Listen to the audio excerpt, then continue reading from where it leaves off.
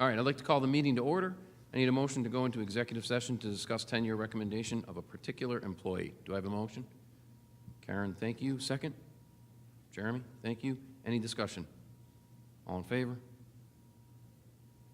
Any opposed? All right, good, thank you.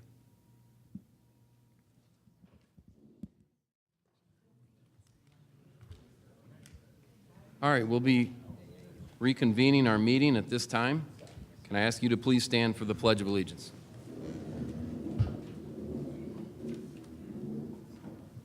Pledge allegiance to the flag of the United States of America and to the republic for which it stands, one nation, under God, indivisible, with liberty and justice for all.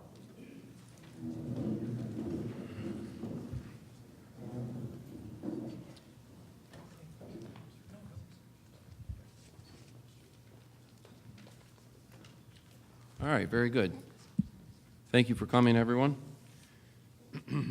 First item on tonight's agenda will be the approval of tonight's agenda and the meeting minutes for March 6, 2014.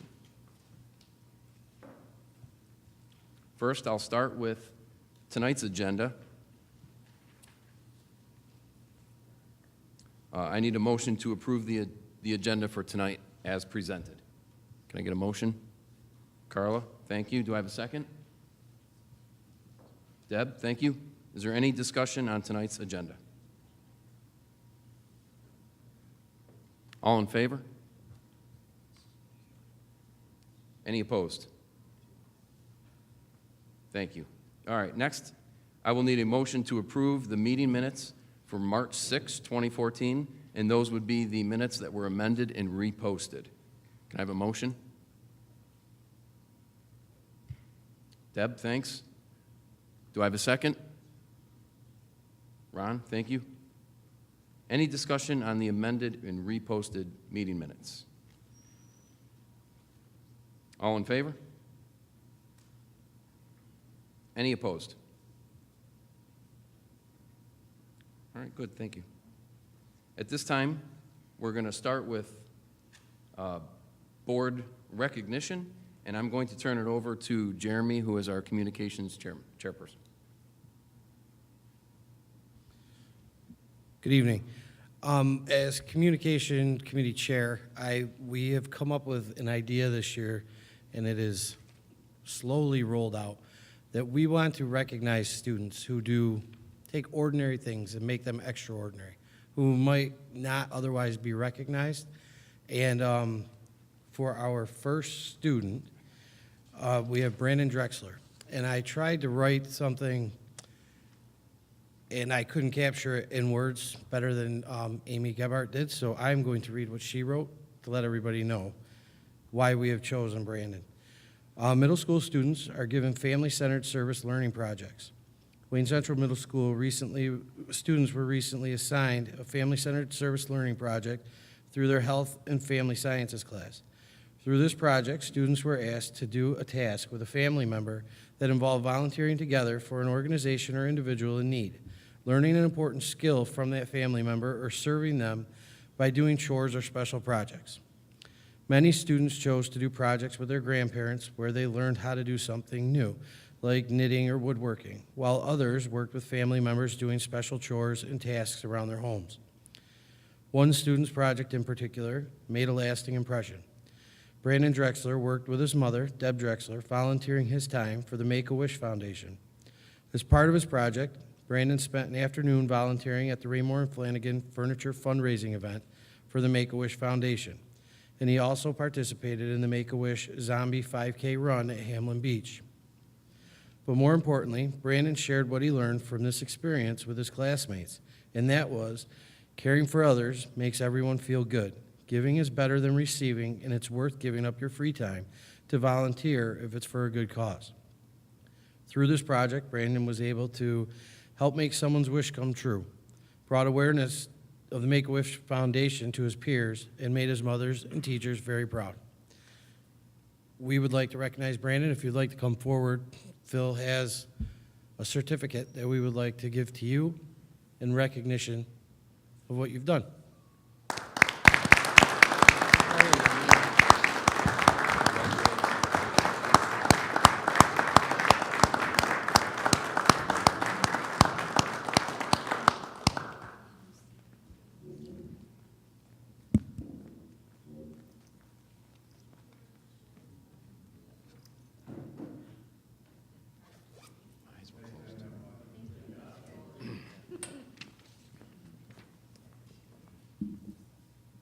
Very impressive. Thank you. Next, I am going to recognize Luke Baum. Luke was selected by the Wrestling Officials Association of Section 5 as their 2013 to 2014 Coach of the Year. Luke received a letter, and I'm going to read from it. It's well stated here. From the Wrestling Officials Association of Section 5, they said, "Our selection is always a successful coach, but we look at more than victories and championships. We are concerned about integrity, dedication, and the way the coach conducts himself with wrestlers and officials." So congratulations to Luke. Job well done.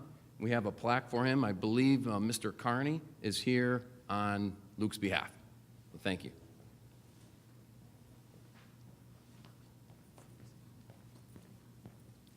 Oh, okay.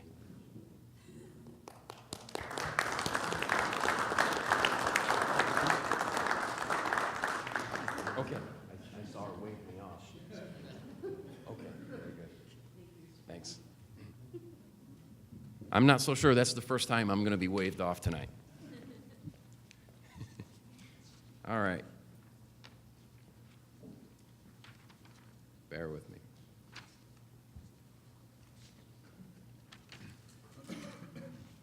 Next on the agenda tonight is public comment. And we have 15 minutes set aside. The first 15 minutes for public comment is reserved for items that are on tonight's agenda. The second 15-minute public comment session is open for both agenda and non-agenda items. As usual, I will ask that when you come up, come up to the microphone, please state your name and address for our district clerk. We have a total of 15 minutes, and each person is allotted 3. I've been over this before, so everyone knows the rules. At about 2.5 minutes, I'll give you a friendly reminder that your time is winding down. I would like to, before we get started, expand upon that a little. In the past, that's pretty much all I've said, and we've rolled with it. And it's worked. It's been pretty successful. However, as the year has progressed, I think it's kind of started to implode on itself a little. And I take a lot of responsibility for that. As the president of the board, I should have taken a little control a little sooner. I've been pretty easy and pretty congenial, and we've just let things go. I'm a big believer in that. I'm a big believer in letting people come up and speak their mind. However, we're going to put some new rules in place. I consulted all kinds of legal documentation and all that good stuff that goes along with this. And here's what I'd like to do. This is this is my policy. What the next president does is between him or her and the remainder of the board. But for the remainder of my term, this is the newest rule for public comment. And I'm telling everyone now so we're all on the same sheet of music. From now on, and I had talked about this a little while ago, but I had to do some of my own homework to figure out, to make sure that I was in the parameters of legalities. So here's what I'm going to ask everybody. What we don't want to occur anymore is anybody to use names nor positions. So in other words, I don't want anyone to come up and say, well, I can't use the name Phil McTighe, so I'm going to say the president of the board is the biggest dummy ever, right? So you got around not using my name, but you use the title. And here's where we're going with this. I want to return some civility to this. And it's not just public comment where we've lost the reins a little. I would say that the board has as well. So where I'm going with this is you're welcome to come up here and speak to a program. I think a good example that was used in a recent conversation that I just had with our council is the third grade string orchestra, which we don't have one, so it's a good example. If you want to come up and say the third grade string orchestra is absolutely awful and it's overfunded and I don't think we should do it, you're all, God bless you.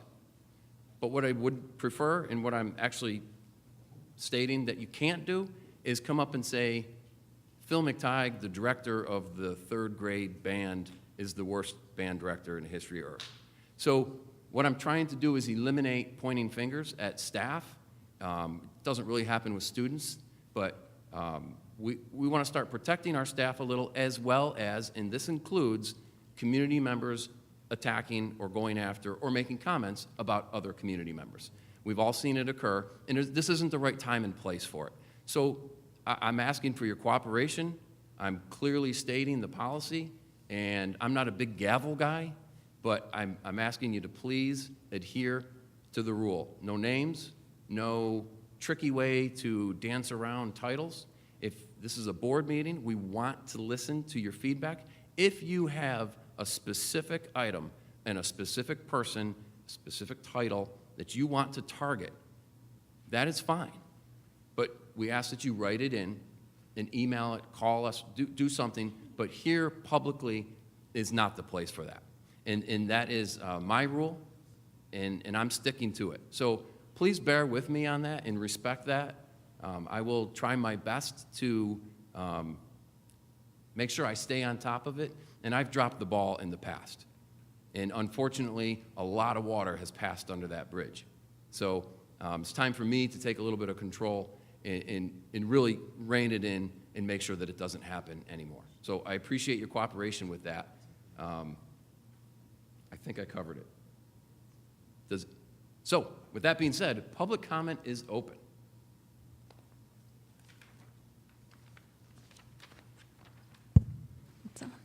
Susan Brown, 7518 Knickerbocker Road.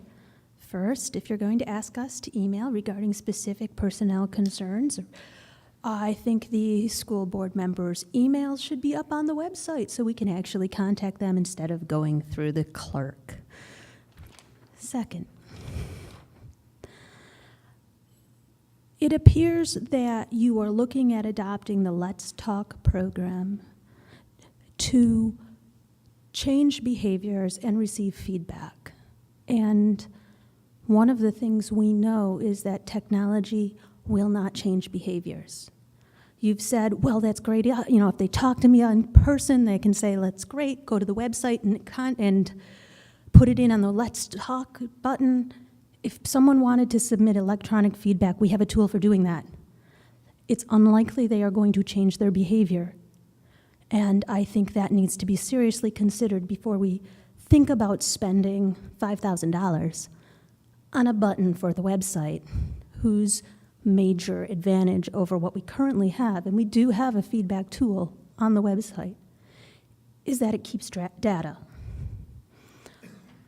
And then, where was it? I'm wasting my time now, that bugs me. The instructional calendar. As a parent, half days are horrible. The projected calendar has fewer half days than the previous year.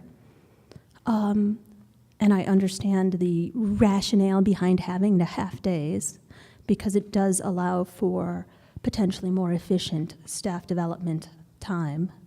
But as a parent, it is extremely difficult because it requires parents to take time off or to plan babysitting, or to leave their children home alone. And when children are home alone, especially as they get older and we think they can be left home alone, they tend to get into trouble and do things we would rather they didn't.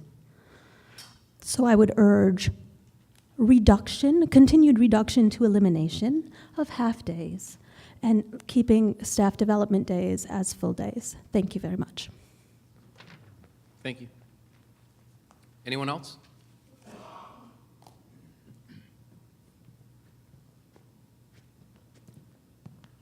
Dennis Landry, 365 Jacobs Road. I want to talk about the 2014-15 budget. I'd like to ask the board to not adopt it. I think that we're still a little high. I know, Greg, we talked quite a bit about it. We're $38 million last year.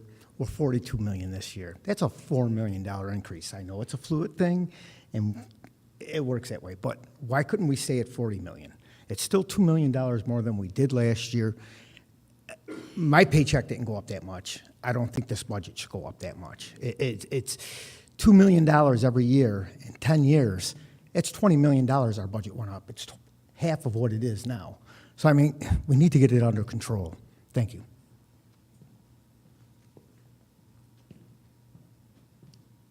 Thank you. Anybody else?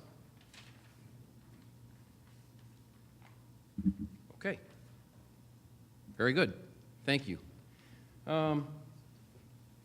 Next, board member comments. I will open up the floor. Any board members like to make a comment? Karen, you're up. I just want to add some. Oh, sorry. I'd just like to add something to the statement that you made earlier about how to address concerns that the public may have. And if a member of the public does have a concern about a specific individual, the appropriate way to address that is not to write an email to the board. It is to address it with either the head of the department or the building, senior person in the building. That's going to get you the most fact-based and the quickest response, because those are the people closest to your issue. It will take us quite a while to dig into the details because we won't be as close to the problem if you send something to us. So it would be much more appropriate to address it with either their immediate supervisor or the principal of the building.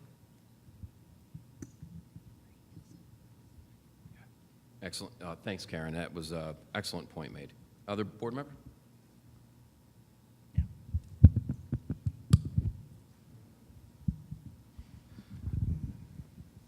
I'd like to read a release or news item that Don Pressimone sent out to the staff.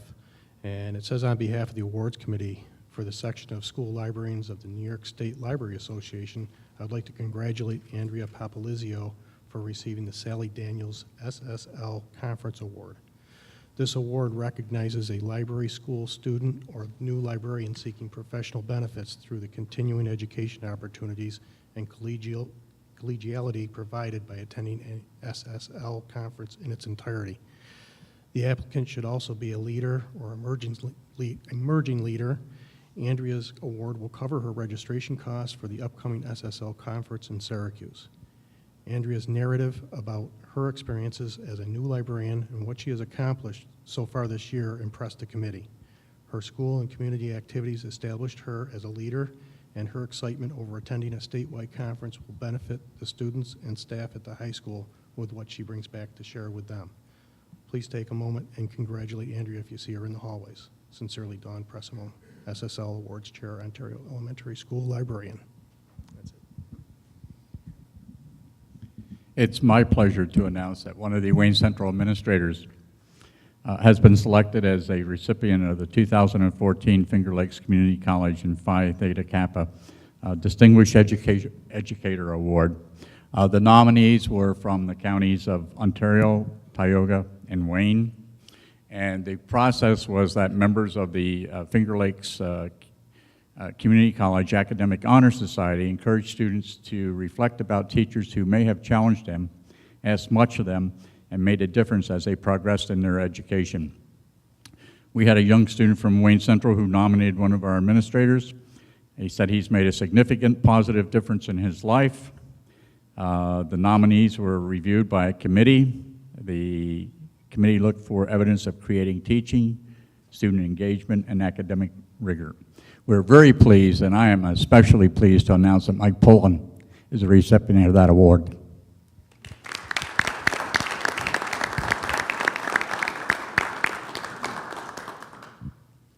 I have a quick one here. The Freewell Elementary School Band, thanks to Mr. Walker over there, will be playing the national anthem the same evening that the Walworth Boy Scout Troop 113 will be color guard, and this will be at the Frontier Field for the Rochester Red Wings game on Monday, June 2nd. The tickets for this event can be ordered starting this Friday, and we'll probably announce it in another board meeting to come, so we got some time, so thank you. This seems to be the meeting of congratulations. I want to congratulate the folks that worked on the musical, the students that were involved in it. I wasn't really feeling that great that night, and I really thought, I'll leave at intermission, nobody will miss me.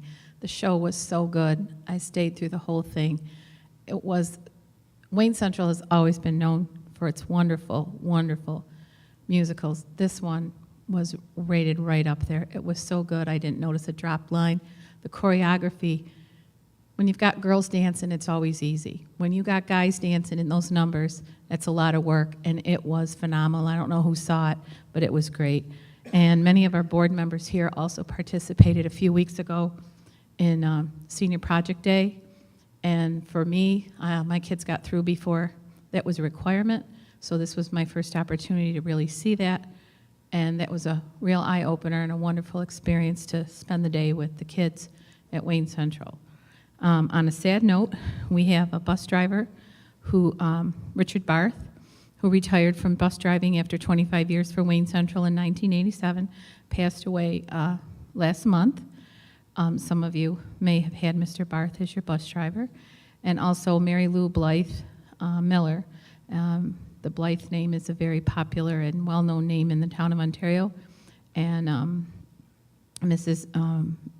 Miller passed away also in March. So we want to extend our condolences as a board and as a school district to the family of Richard Barth and Mary Lou Blythe Miller. Thank you.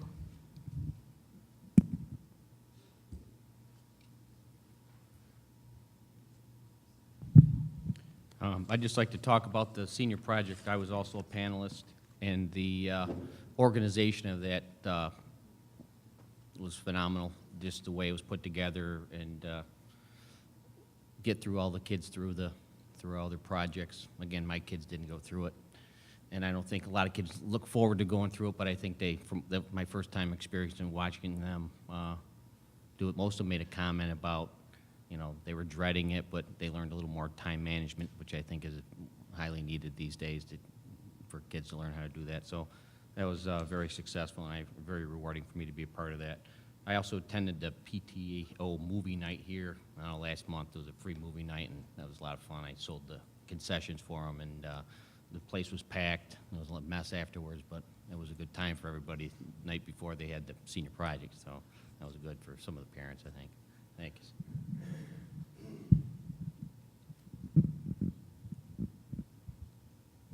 All right, anybody else? Next item on the list tonight would be board president comments, otherwise known as the only guy who didn't go to the senior project day. I have a good excuse. Ron Miller gave me a written note. Actually, I was out of town for work, but I'm sorry I missed it. I'm going to read a quick statement. This is obviously during board president comments, so you can consider this my comment.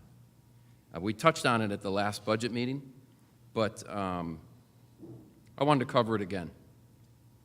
The district office leadership has recently been criticized for excessive legal fees, and it is unfair of this board to not take ownership of our responsibility for a portion of these fees. Nearly $30,000 of legal fees can be attributed to a secondary investigation the board requested on our behalf in response to a high-profile incident that occurred this fiscal year. Although I feel strongly that this investigation was warranted, it does not mean the district should be criticized for our decision. Further, as a new board member and a new president, I have often found myself personally responsible for frequent contact with our council for advice and rulings on how board business should be conducted in a professional and an acceptable manner. There are many factors that have driven my decisions to contact our attorneys, including special circumstances, my own lack of familiarity with certain protocols, and the lack of experience on the entire board. I am not above due criticism when it is warranted, and let there be no doubt that I have been overt and abrupt with this district when I felt it was required. I try to subscribe to the theory of praise in public and punish in private, although I admittedly fail. So although it may not always seem that I am critical of the district, I can assure you that I have been on several occasions, and I will continue to be when I feel it is in the best interest of the board and the public. However, I also feel strongly that it is my responsibility to defend the district when they are receiving undue criticism. Although I can see there has certainly been a rise in legal fees, I also want it to be clear that at times, the board has been responsible for these increased fees, and it is important to acknowledge that we have played a part in some of these increased fees. I wrote it out nice and neat so I wouldn't forget what I wanted to say. I don't have any other comments. Next on the agenda would be, I do have one other comment. In case anybody is wondering, or in case it comes up some point during the meeting, I'd like to reiterate, and Barb, I'll throw you right under the bus on this. Board emails are on the district website, am I correct? And isn't there even I think there's an email to blast all 9 of us at once. So there's a one button for the whole board and all of our individuals. Is that correct? Okay, good. I just wanted to make sure that was an accurate statement. So next item on tonight's agenda, Superintendent's report, and I'll turn it over to Renee. Okay, next on our agenda, as Phil said, is the superintendent's report. We have 4 items that we're going to be reviewing, beginning with the proposed 2014-2015 budget. We'll then move into our facilities preservation project update, pesticide application, and Let's Talk update. So we'll turn it over to Mr. Atsef, who is our assistant superintendent for business. Good evening. At the last board meeting, it was actually a budget workshop. We presented the proposed budget to you. Tonight, we have the proposed budget before you again, asking for your adoption. There has been a few slight changes, which I highlighted in the memo. Since we last met, the state has adopted their budget. The adoption of the state budget brought about $293,000 in additional state aid to Wayne Central. So I've updated our revenue projections to incorporate that money into the budget plan. Also, there's been some staffing updates. Some of them are in tonight's personnel action that the board will be considering for approval, and we've adjusted the budget accordingly. So the budget we put before you tonight for consideration is $44,471,060. It represents a $1.673 million increase, translates into a 3.91% budget-to-budget increase. Part of our plan is we are once again recommending leaving the tax levy the same as it is currently, and there is projected small assessment growth for our school district. If those estimates hold, the tax rate would go down 13 cents or 0.64% over the current value. So currently it's $20.68, and if the projections held true, it would be reduced down to $20.55. You have this information board at your seats tonight. So when you look at the, we'll start with the revenues. So you can see the total down here, $44,471,060. You can see the number here I just mentioned, the tax levy. We're recommending not changing that number for the second year in a row. Based on our latest fund balance projections, we believe that we'll have this amount of money left at the end of the year through a combination of revenues over or under budget and expenditures under budget. And the proposal is whatever money we have left to return that money to the taxpayers to offset and help finance next year's budget as we did this current year. The other adjustment up here, this number's changed a little bit. I've incorporated the $292,000 increase from the governor's estimate to the approved state budget. It's important for you to note that this really is still a true estimate. When the state adopts their budget, what they've adopted is the funding formulas that will drive the aid Wayne Central receives. These estimated numbers here represent those formulas based on the current data, which is from the end of last school year. Our actual aid will be determined on our expenditures and our ST3 report, which is our financial report, that we submit over the summer. So they will take those actual costs, apply them to the formulas, and that will generate our actual aid. So usually in November of the new school year, we'll actually get state aid output reports that will tell us all these numbers, and they will change a little bit. These are projections, but this is the best information we have, so this is what we present before you. With the increase in state aid, I did lower, on the advice of our treasurer, we had raised our tuition revenue budget, but we think we're going to come in right at right around budget at 350. I think originally I had it at 450 and lowered it to 400. With the increased state aid, I felt it was prudent to lower it to 350. And then the additional aid was, since this number went up here, we actually lowered our reluctance on our reserves down to roughly about $1 million to support next year's budget. Previously, that number was higher. This number was $1 million, this number was 75,000, and this number was a little over 200,000, if I remember correctly. So, with the additional state aid, we adjusted the expenditure side, and that actually went down by about $20,000, and we are weaning ourselves off of the reliance on one-time money, because the danger is once the money's gone, then we have to fill that gap. So we are still calling for over $1 million to be used from our reserves, plus returning what our estimate was at the last fund balance projection, any money left over this year, returning it back to the taxpayers.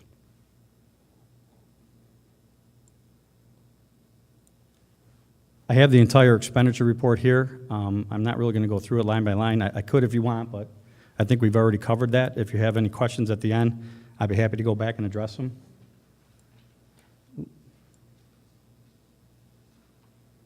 Greg, do you want us to hold questions, or are you? Yeah, why don't you hold questions? I got a couple more slides, and then be happy to address anything you have. So just I'll make this a little bigger.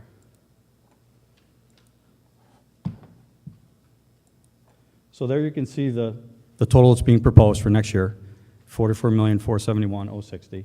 That's the grand total. 79, almost 80% of our budget is supporting our instructional program, 9.8% to cover administrative component, and 10.43% to cover the capital component.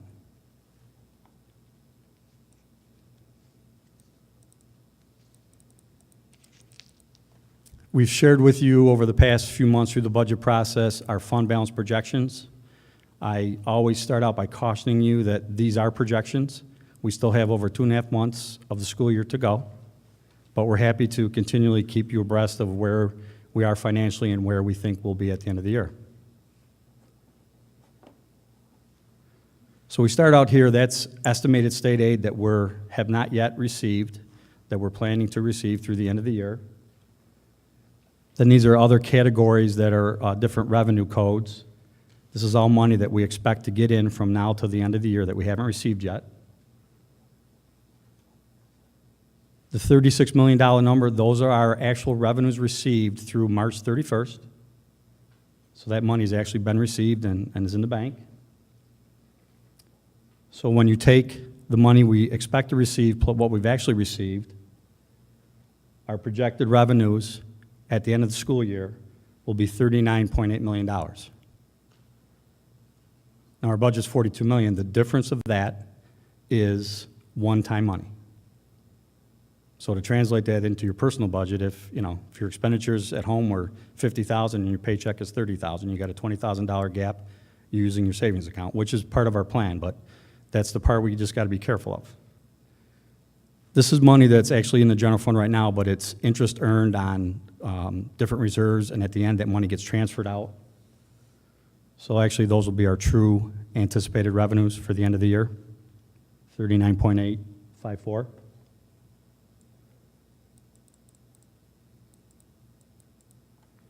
Then we show you expenditures. Once again, these are the expenditures that we're anticipating from now till the end of the year, broken down by categories. You see payroll and FICA. We still have 2.5 months to go. Bond payments, principal payments are once a year, usually in June. Interest payments occur in December and June, so we still have an interest and the principal payment due. Retirement system costs for the employee's retirement. BOCES costs. Health insurance, RG&E. Special aid is our federal programs. TRS expense, and our expenditures to date through March 31st. Actual expenditures, $27,110,773. And when you add those together, these numbers up here plus the $27 million, you get $41,619,200. 297. In the expenditure report, though, is the purchase of buses. That money comes from the bus reserve, so it gets expensed out of the general fund, but at the end, it washes through fund balance because the reserve money comes in, and so you have to actually take that cost off to get to our true expenditures of $40.9 million. So when you compare that to the projected revenues, our revenues are $1,073,000 under our projected expenditures for this current school year. This is our beginning fund balance at the start of the school year, which would be our 4% plus carryover encumbrances. So when you take the revenue shortfall off of that, the adjusted fund balance now is $4,000,001. And this number does not include our reserves, the fund balance, just to be clear. This is how much legally the school district can hang on to, the 4%. They call it the unassigned or unappropriated fund balance. This is what we're projecting to be left over to turn back. And at the end, if the numbers hold as they are, we'd have $144,000 left. And I just, once again, urge you to remember we still have 2.5 months to go, but these are the best, actual numbers plus our best projections at this time.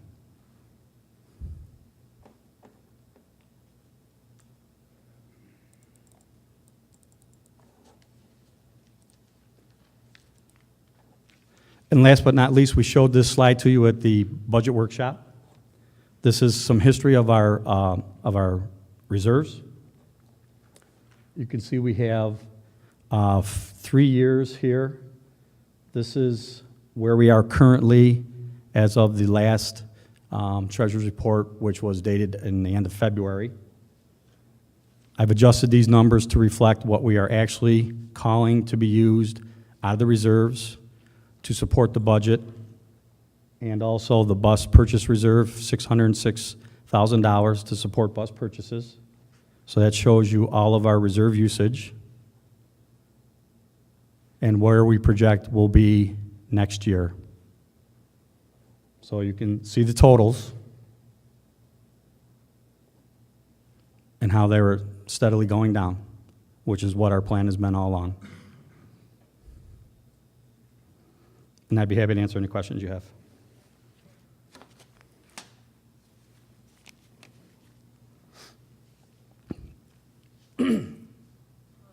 I'm actually going to ask a question about a line, not actually ask a question, I'm actually going to point something out. I want to make sure that the public hears this part. In the Board of Education line item, I think we need to take some ownership of what the district and what we are budgeting for ourselves. It's going from $15,400 last year to a budget next year of $37,515.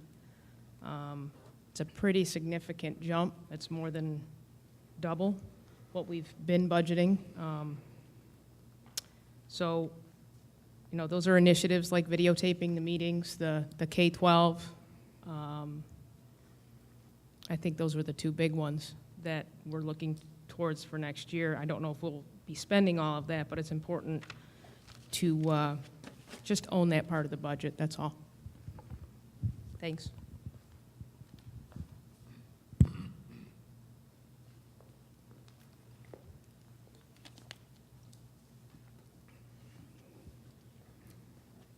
Greg, I'm going to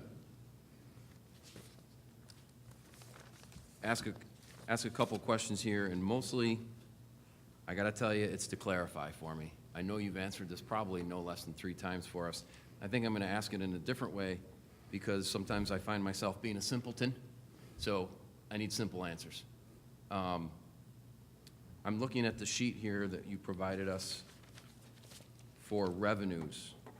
And I'm looking at the total revenue for what I'll call this fiscal year, 13-14, and then the next year, which is the one we're going to vote on tonight, 14-15. I see you said it's I think you said 1.67% increase, 1,000,000.63, blah, blah, blah, increase. and this has been a topic that's been discussed, but I'd like to have it maybe in simpler terms. Because when you start to answer a question and we start going by line items, and I zone out. So that number of 42,797, and we did talk about this, I think, at the last meeting, was, and I'm gonna ballpark it just for the ease of reading out numbers, but I think our actual there, actually spent, was something like 40.5. Is that it? Yeah, I think it's 40.9, yep, correct. 40.9, that's right, because it actually just changed. So for the ease of math, I'm going to stick to 40.5.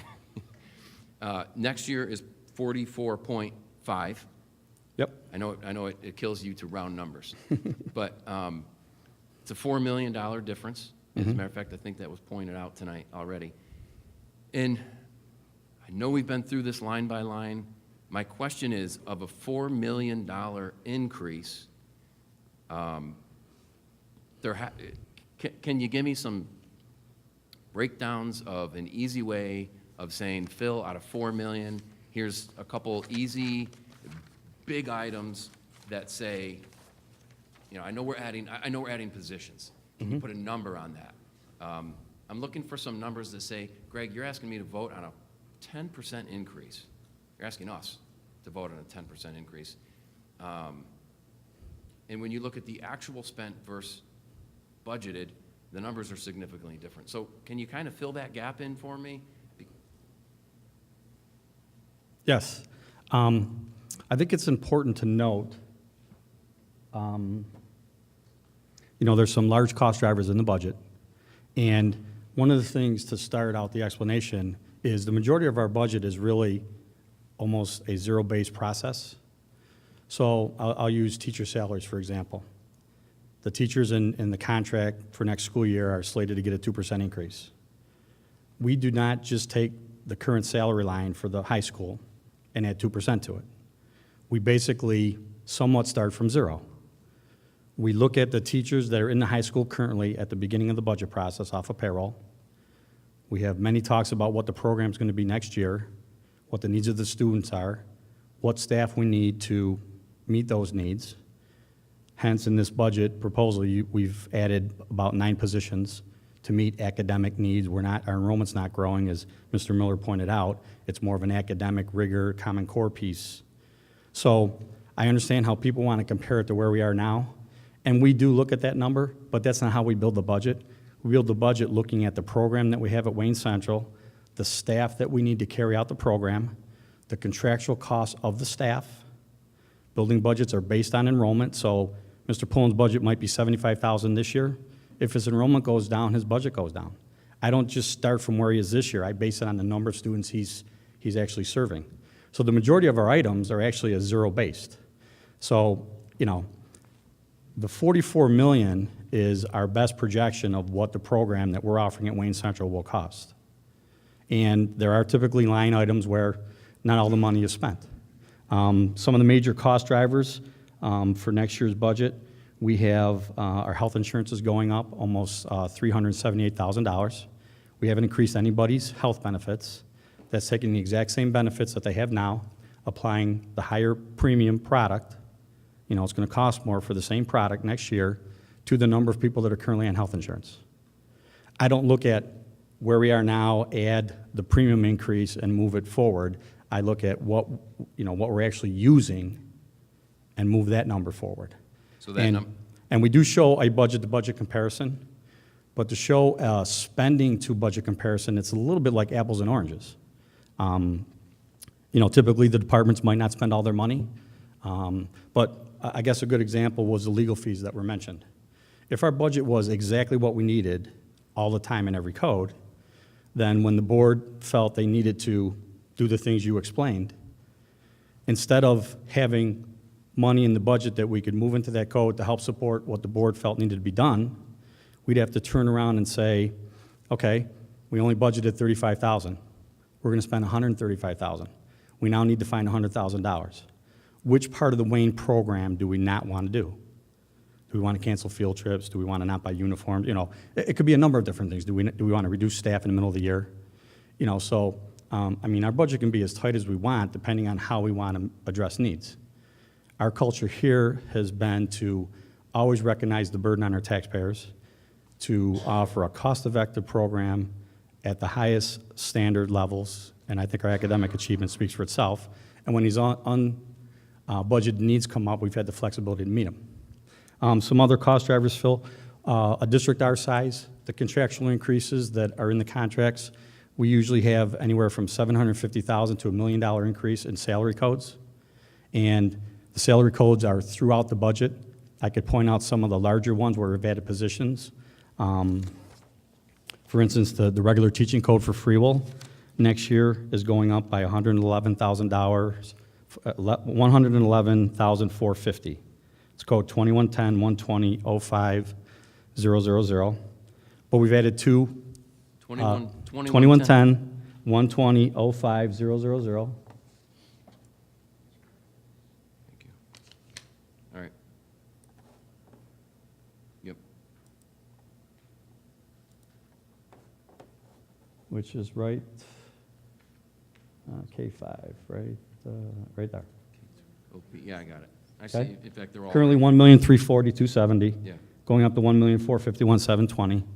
So that recognizes the staff that will be there next year.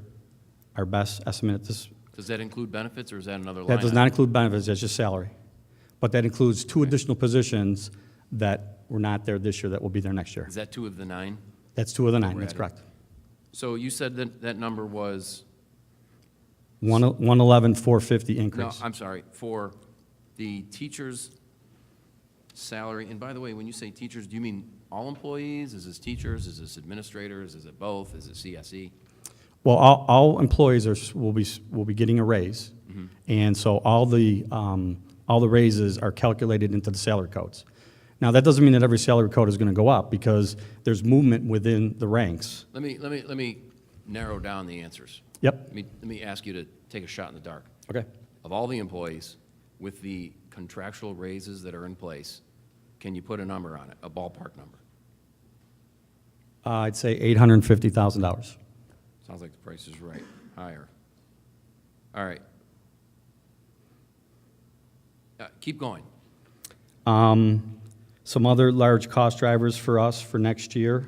We've talked about adding 9 positions, so there's numerous salary codes that are going up. But there's actually one salary code for the middle school, right here. Now, we actually are adding a .4 position to the middle school for social studies. The staff is getting a raise, but that budget code is going down because there is one of the staff members retiring this year, and obviously retiring at a higher salary, and we're projecting bringing someone in at a lower salary, so there's cost savings there.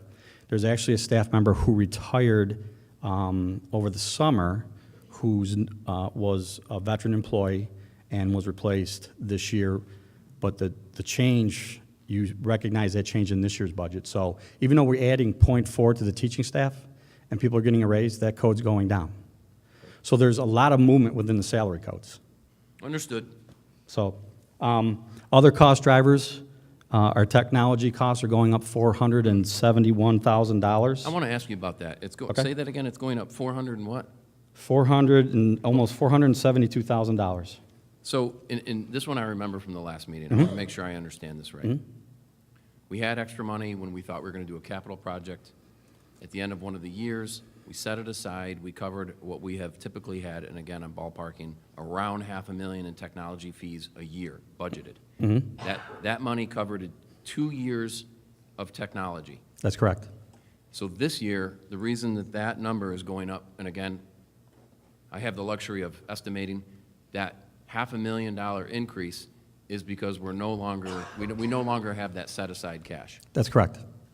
So that is a hard number, if you will. That's correct.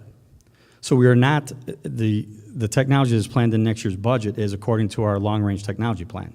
Right.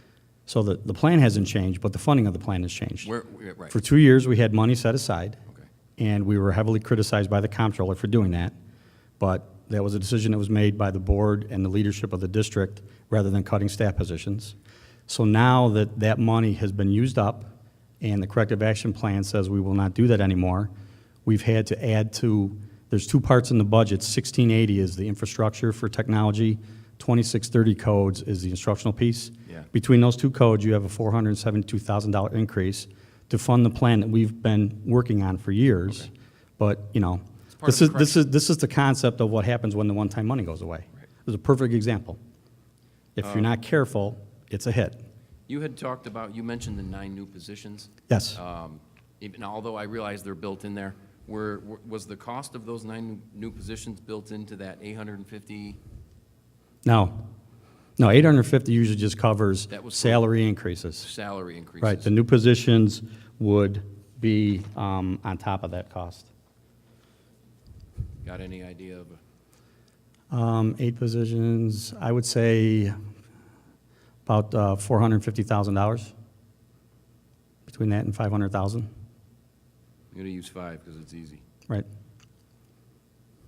And I know. And one that of- doesn't include benefits, that's just salary That cost. was my next question. Just salary cost. That's just salary. Correct. Let me guess, there's some benefits built into another line item somewhere. Correct. Correct. I know that we had, one of the things that we covered previously, and I don't remember the number, I thought it was 90K, but I don't remember. Maybe I shouldn't admit that. We had requested in this year's budget an increase for our teachers for like summertime, overtime. I don't know if that's quite the right word. Curriculum writing, correct. Mr. Syracuse, during the development of next year's budget, brought to the Administrative Council a request to increase his funding for summer curriculum writing to address the Common Core impact on Wayne Central. And that was a little bit bigger of a number. Yes, and he requested to add $50,000 to his budget, bringing it to, And we're taking that out of his benefits and salary, correct? Or did I get that part wrong? that part was wrong. Okay. Currently, we budget 45,000. That budget line is increasing to 90, 95,000. that's where the 90 came from. All right. Yep. Now, I know the last thing, another big driver, and this is another one I remember, and I think I'm going to give Karen credit. I think it was Karen that asked about the ERS and TRS. Yes. Those numbers were way up, and then we brought them back down. Where did that ultimately end?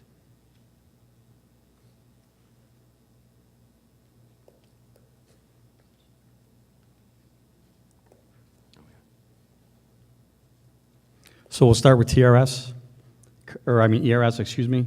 Currently, the budget is $1,264,725.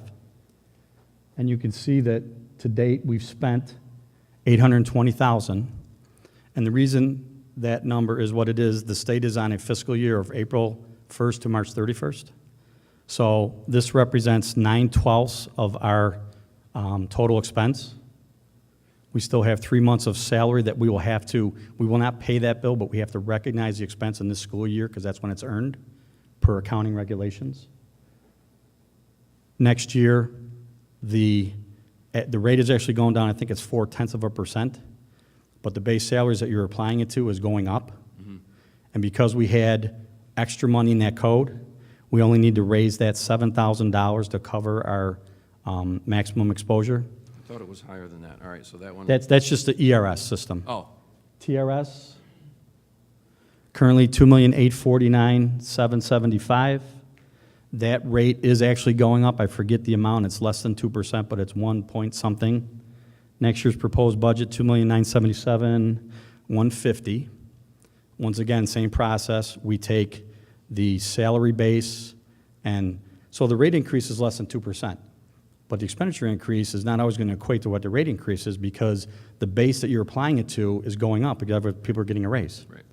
So this is a perfect example of where we talk about zero-based budgeting. We don't really compare what we're going to spend this year. I mean, it's not really a factor for next year. We look at we create our salary costs for next year, and we add in their sub-codes because if sub-teachers come in and they're part of the retirement system, we have to pay retirement benefits for them. So I add in all of our large sub-codes. We have a $260,000 sub-code for teaching regular school. So when you apply 18% to that, that number's got to be accounted for. So if we spend all of our salary money and all of our sub-money, then I apply the percentage that the retirement system mandates to us. That's how we come up with the number. I don't take the current year's number and add to it. I basically start all over. I take next year's salary spreadsheet times the percentage, and that's where the number comes from. Now, this year, And that's a mandated number. You're not making the that up. percentage is You're just- mandated. Okay. And the rules is who you apply to is mandated, Just like the health insurance. just like the health We don't- insurance. We don't have a all right. So currently, for teachers' retirement, we've got $2,849,000. Our best projections at this time is that that number is going to come in about $2 million, a little over $2,700,000. So there will be some money left there. It wasn't planned to be in there. That's just the reality of the math. Speaking of planned, the layered in is, I think you had shared with the audit committee or us at the budget presentation, is about 7K? Mm-hmm. 7 or 700, otherwise known as 700K? All right. I know this is dragging out, but it seems like a very easy way to understand what appears to be, to me, a large percentage increase.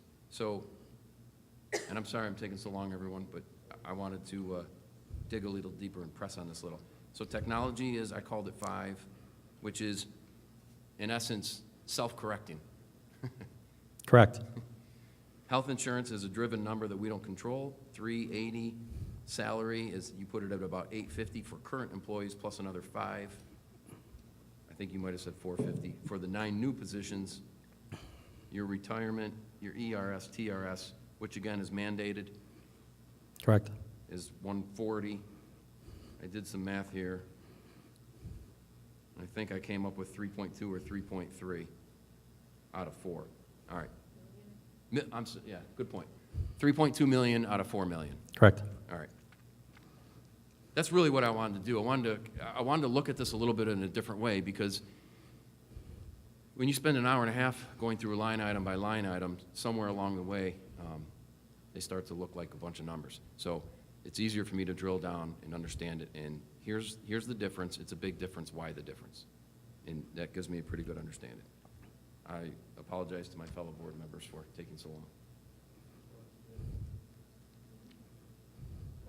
Yes.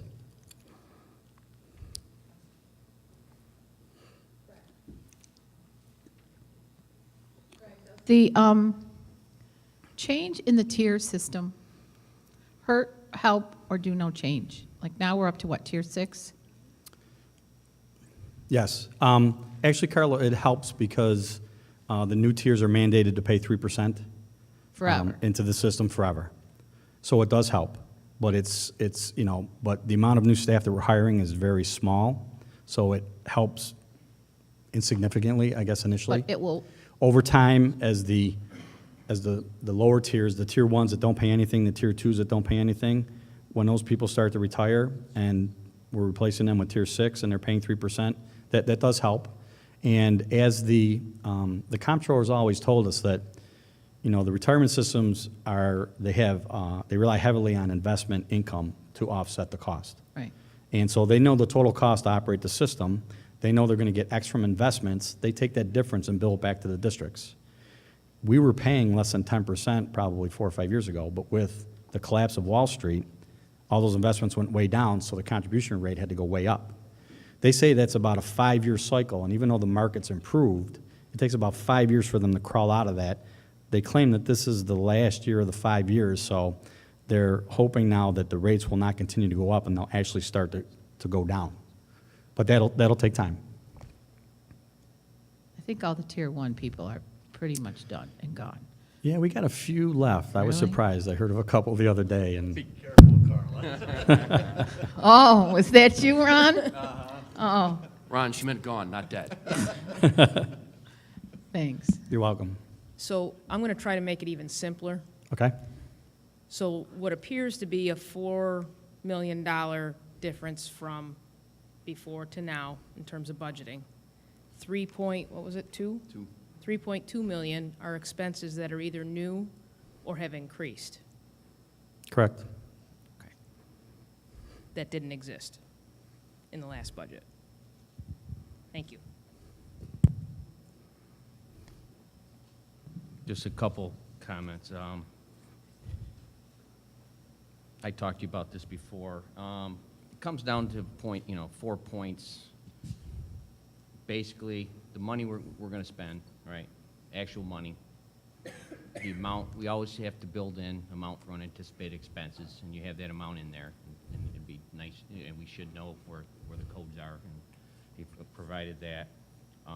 You know what, add in the 4% allowable amount that we need, you know, that you can have in the budget. And then any addition, if we're gonna do anything with reserves, that we wanted to make sure it was transparent in the budget.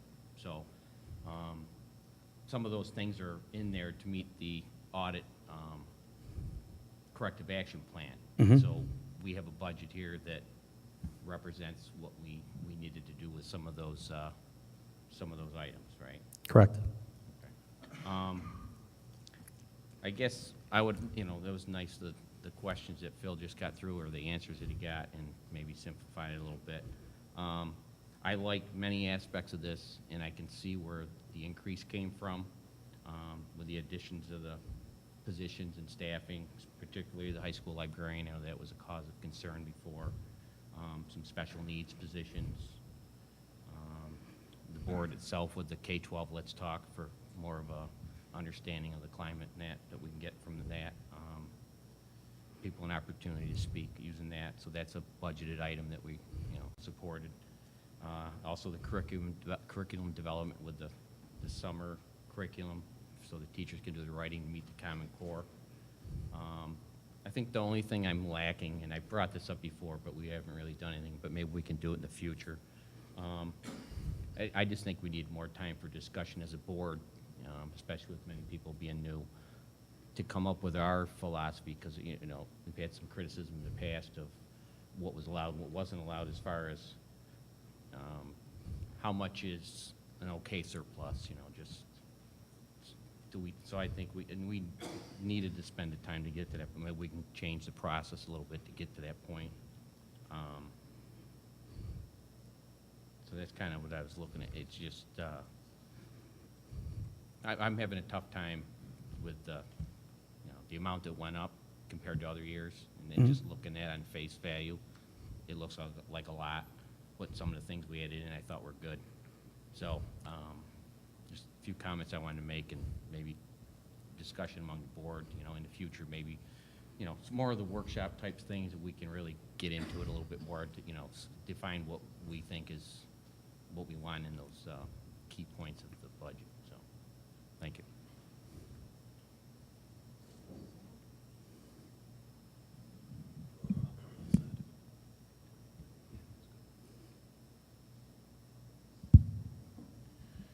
Greg, I just wanted to thank you for going through all this. I know this time of year is not an easy time for you, you know, to hash all this out, go through all these numbers. Even though sometimes you're not the bringer of good news, you do step up to the plate. So just for the bottom line, it's going up $4 million more than from last year at zero tax increase. Correct. For our citizens. Very good. Thank you. Thank you very much. Does anybody else have any questions? Okay, next on our agenda is the Facilities Preservation Project update, and I'll actually ask Greg to load that presentation as I introduce Bob Miller, who's our Director of Facilities, Jim Wasley, who is our Construction Manager with LaChase Construction, Brian Trott, who is our Architect from Clark Patterson Lee.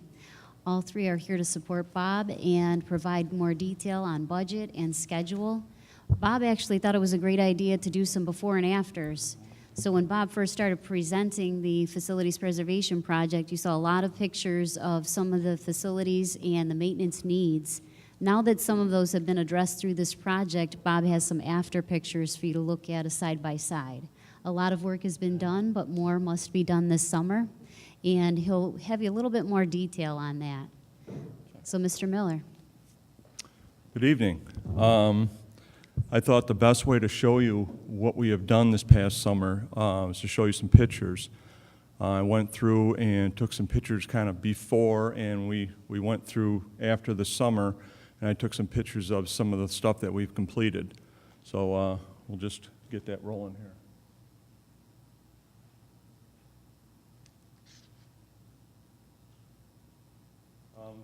That is our old concession stand. We built that back in the 80s. You can't hear me?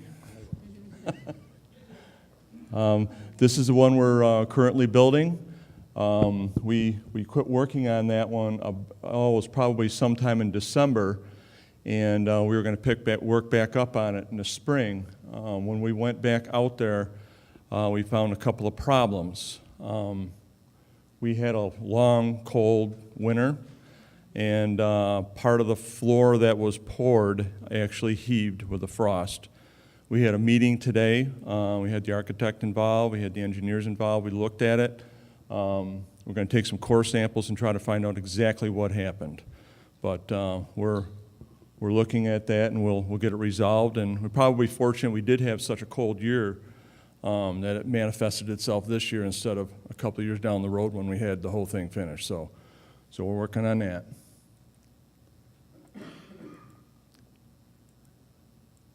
What am I doing wrong, Greg?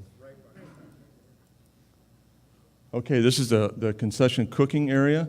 That is about the size, just that cooking area is about the size of the entire concession stand was before. The building doesn't really look big, but until you get in it, there is a lot of space, and I'll guarantee that the people that voted to get this in are going to be quite happy with the result. It's going to be a beautiful facility. High school flooring, you can look at that is a typical classroom. We're still having that issues. We've got about half that done now, but you can kind of see before and after. It really, really came out nice. That's a hallway. I didn't get the picture before when the tile was down, but it was all stripped out, and this is what it looks like when it was all finished. Mr. Miller, before we replace the tile, how many tile were your folks replacing every year? Just like on an annual basis, how many tiles? Probably anywhere from 600 to 800 square foot a year. It was popping up, and we're still doing it. Gymnasium bleachers. This is the old gym.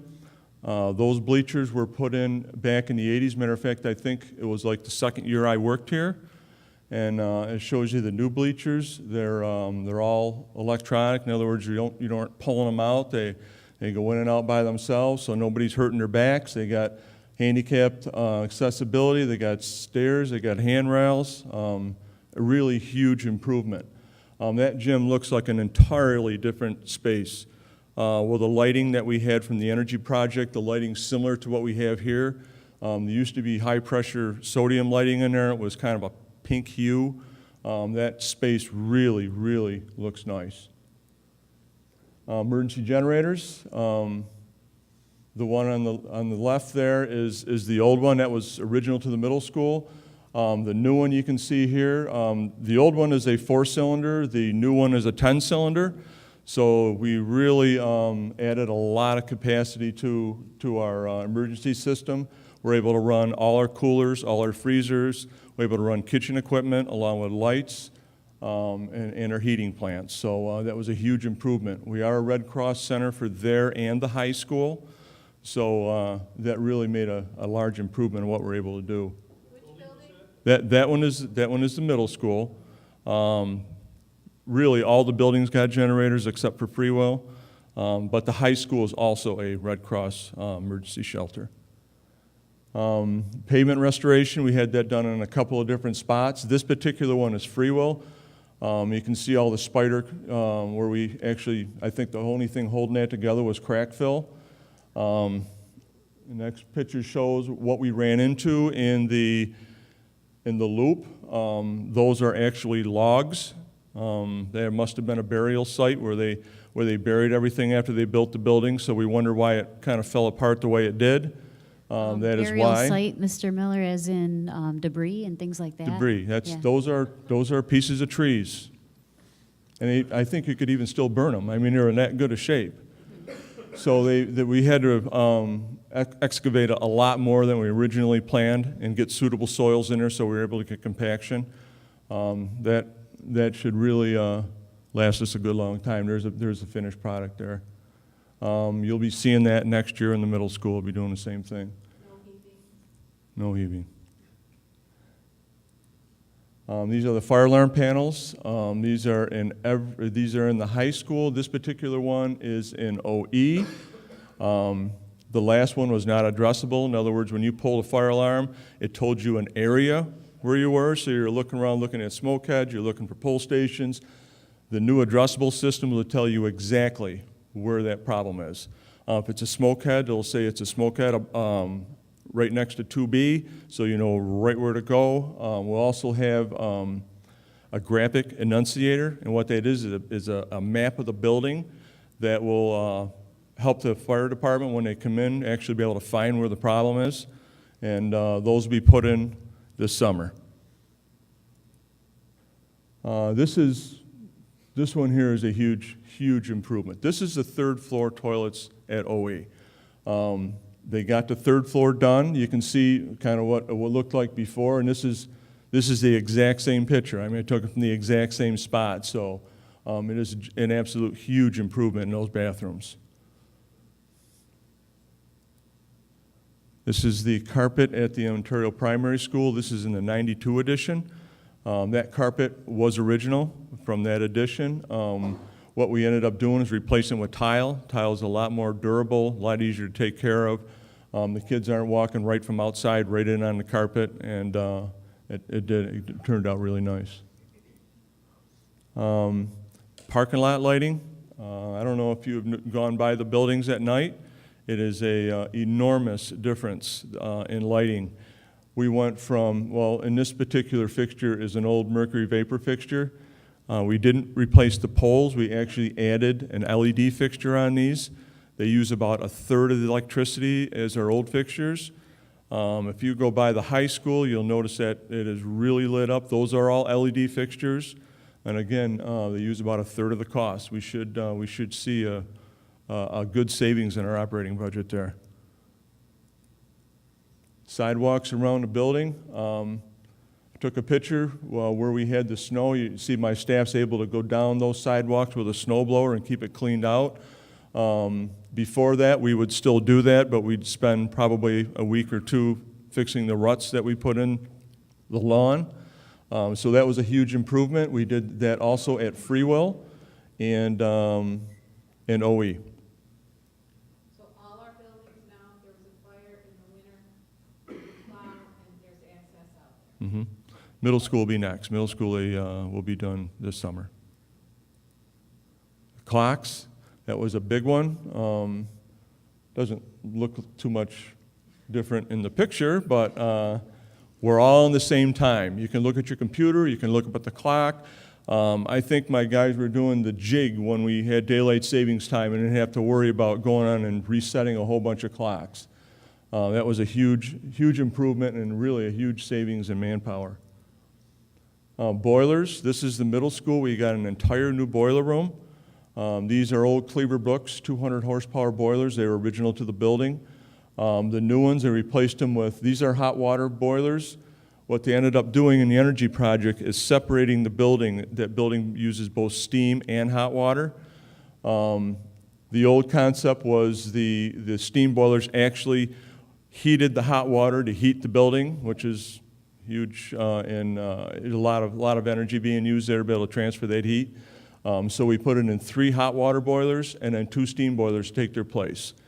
I did a rough figure on the gas savings on usage, and it looks like right about now we're saving about 20% on gas usage in that particular building. Those were in before this winter? Mm-hmm. Mm-hmm. How were the room temperatures with the cold and everything? Well, Were there less complaints? no, it really didn't really affect that too much. What did affect that is the energy management system we put in. That was also part of the energy project. We went totally digital in the middle school, so I'm able to get on my computer and see what every classroom's temperature is and adjust classroom temperatures from my computer. And there was some bugs that we had to work out of it, but it looks like everything's starting to stay really consistent now. Those are the freezers in the basement. We had 2 older freezers. I think they were put in the 90s. We went to 1 large freezer. This freezer, you're able to actually roll a pallet right into it. The other ones, you actually had to physically pick up everything and bring it in there. It's about twice the capacity, but it runs on about the same power as our old freezers. Questions? Yeah. How are we doing as far as schedule? About your schedules? What do you mean? The construction schedule. Well, when we got done with the summer, we had about 25% of the work done. We were able to do work during the school year, some on second shift, and a lot of it during the breaks. I think right now we're almost to 40% of the work done, and hopefully after this break, and by the time we hit the summer, we'll have 50% of it done, so we'll have about 50% of the work to complete during the summer. So if I remember correctly, that sounds like it's slightly ahead of schedule. We are doing really well. We're doing very well. I'm quite happy, and I've had nothing but cooperation with the staff. A little example, we're starting in the high school kitchen this next week. In other words, we're going in there, we're going to start to rip and tear. Nikki Wilson, our food service director, we went over last year and looked at a trailer over in Newark that was a concessions trailer that they made meals in. And we looked into renting that, so we're going to pull that up, and we're going to be cooking all our meals out of that food service trailer. Nikki's very comfortable with it. It worked very well at Newark. This allows us to get into that kitchen early and really start to get the work done, because that particular area was going to be really tight. And when we talked to Nikki about it, she would rather do something like this now and make sure it's completed by the time school starts than to work and just hope it's going to get done. So this April break, some of the work we're going to be doing is starting in that kitchen.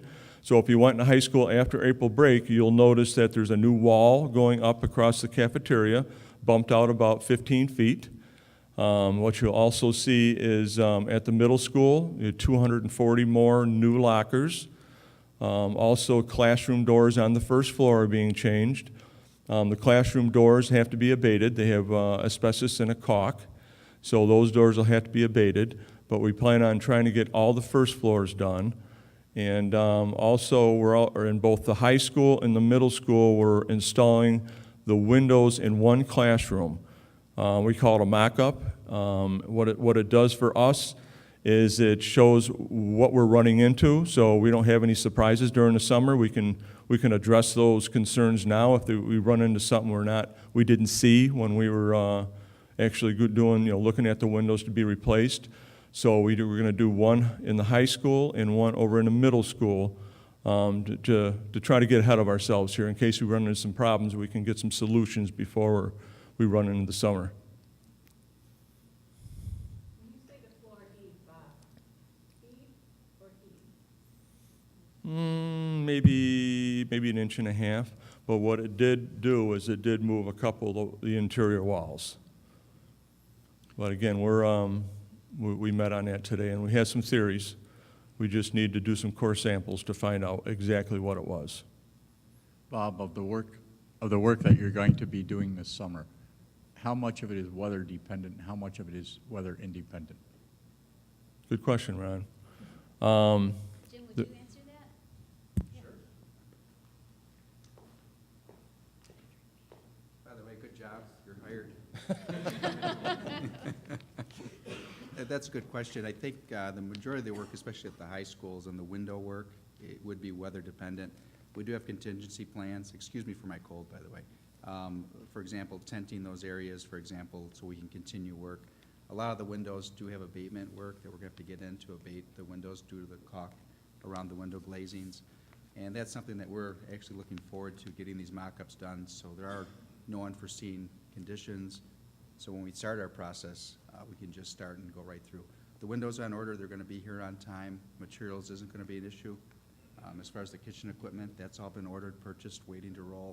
So the good news is we'll have the materials available, and we're just going to plan the work and work the plan, as we say.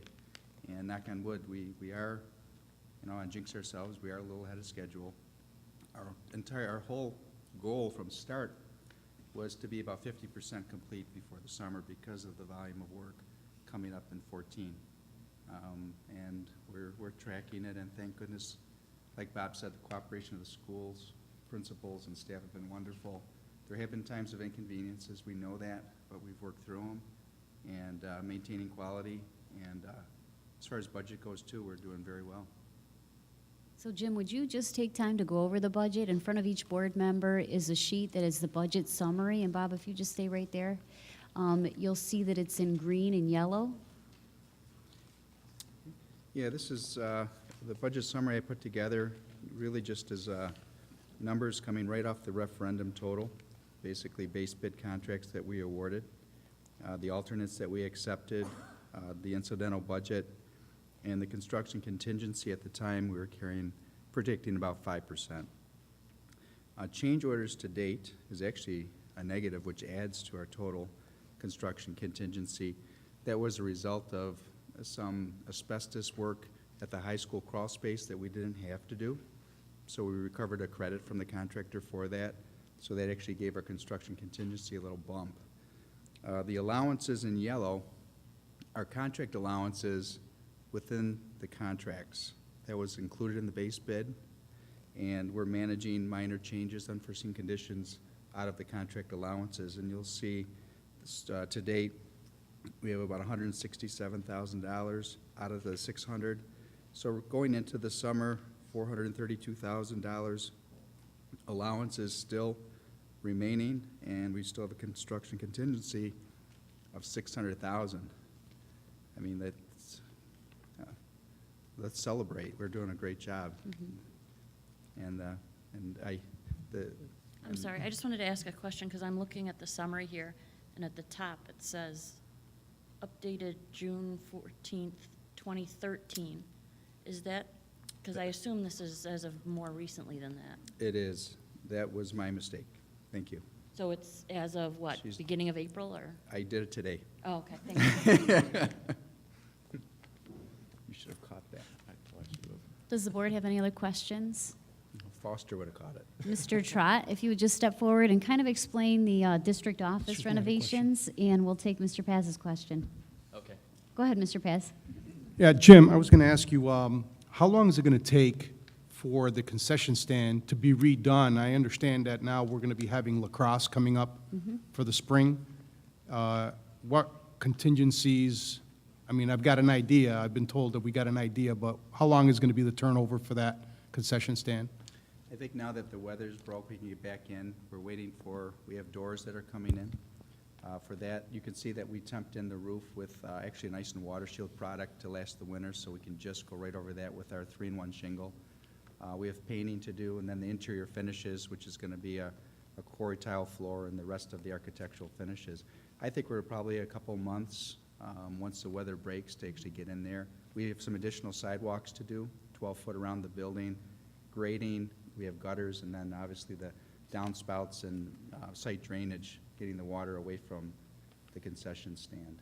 So, Mr. Paz, just to kind of answer your question, the Lacrosse Booster Club is looking to have the Rotary trailer on site and use that as a concession area. I know they have a request in for it. I don't know if Mr. Miller's approved it yet, but it's coming your way. It's coming your way, Bob. My question is that building planned to be heated in the winter in any form? We do have heaters. There's 4 electric small unit heaters in the building. That was, I think it was designed intentionally for more fall use, especially in the restroom Just for areas. comfort? Just for comfort. Yeah, so it's going to be an unheated building throughout the Yes. winter. It's going to be subject to Right. freezing in the middle of the floor anyhow. Right, the plan is to winterize the building, drain the plumbing out, and let it go cold for the winter. Right. Yeah, I understand that part. I'm just talking about the floor that heaved. There's going to be ground heaving due to freezing no matter what then. It's not like it was just because it was left unheated over the winter. Correct. A lot of the issue, we believe, is the site work around the building wasn't done properly. Anybody that's got a basement knows if you run water towards your house, your basement's going to flood. We think we had a similar circumstance out there. We ran water towards the building. So we've got a large concrete apron, we've got grading to do around the building. It's going to run water out, the gutters, the downspouts. A lot of water just got, you know, because of the very cold winter, and we stopped earlier than we thought in construction because of the cold winter. So things just didn't quite get buttoned up. So, but we're digging through it, and we will have an answer for you. I mean, we have like a 4-foot footer all the way around, just like you would build. Correct. In a garage or something. Correct, yes. And then do we have like rebar and all that stuff? Yep, it's all done, it's all reinforced, But it's, there's no piping in the floor, right? There's no, are there water pipes in there too? there is water and there's drainage. Yes, there's both, that are intended to be winterized for the winter, and they weren't live, right? There was no water running out there, so, it didn't have anything to do with that. So it was the pitch of the water?